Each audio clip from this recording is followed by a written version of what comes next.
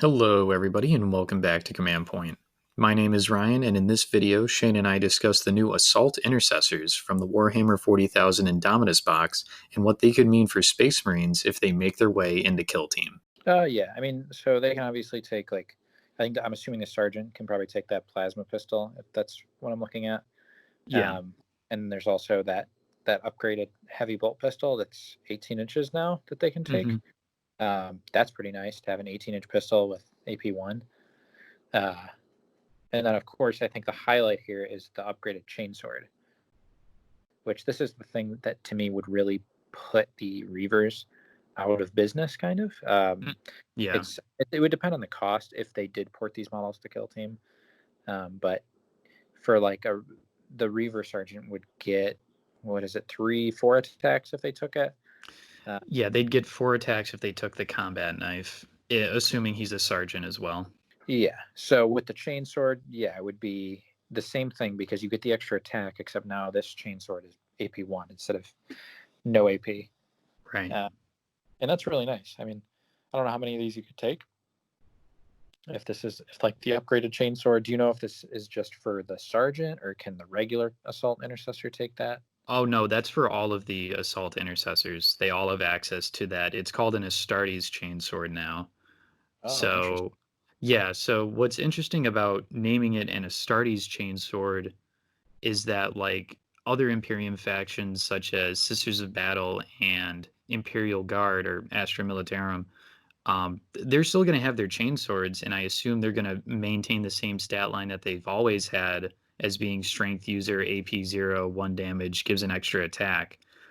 But because these guys have, quote, an Astartes chainsword, I think that we may see a chainsword upgrade across the board for Astartes.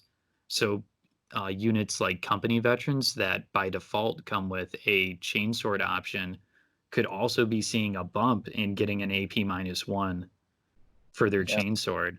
So that Blood Angels in my mind really stick out to me, Yeah.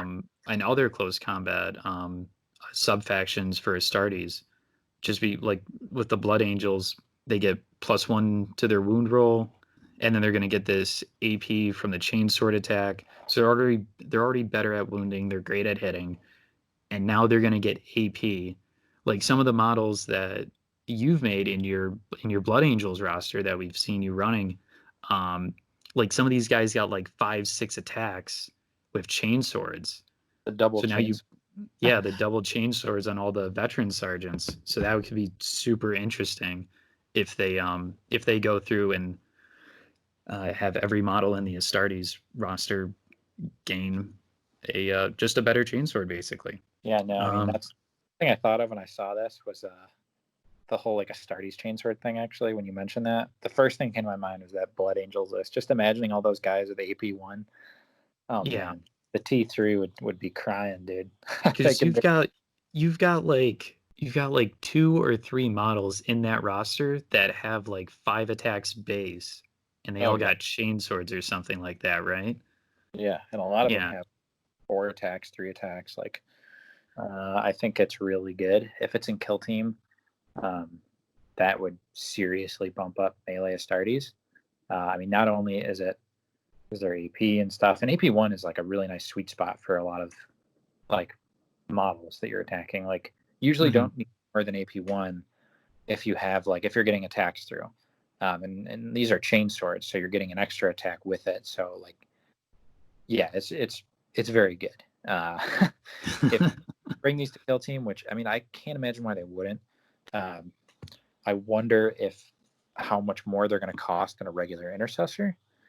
If there's going to be a points cost difference, because I mean, the regular intercessors seem like they might be a little bit better in shooting than these guys are. Because I mean, it's Yeah. just so I mean, maybe there's not even a big points trade off, but these guys would be really good. That wraps it up for this video in our series examining the Indominus box models and their potential impact on Kill Team. If you like this video and are interested in what other models we think could come to Kill Team, hit that subscribe button and leave a comment below telling us which models you'd like to see us cover next. Thank you for watching, and we'll talk to you again soon.